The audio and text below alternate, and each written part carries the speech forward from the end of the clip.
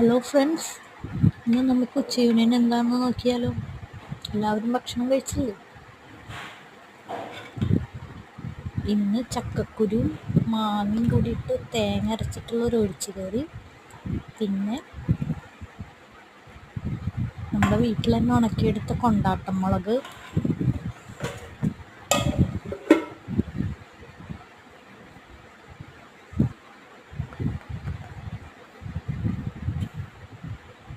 കൊണ്ടാട്ടമുളക് ചോറിലേക്കുണ്ടെങ്കിൽ എല്ലാവർക്കും പച്ചക്കറിയുടെ കൂടെ കഴിക്കാൻ എല്ലാവർക്കും ഒരുപാട് ഇഷ്ടം അല്ലേ.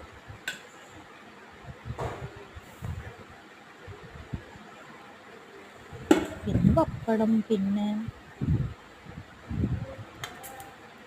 കാട്ടുപുട്ടിനുണ്ടാക്കിയ കടലക്കറി, ഇതൊക്കെ കൂടിയിട്ട് ഉച്ചഭക്ഷണം കഴിച്ചു.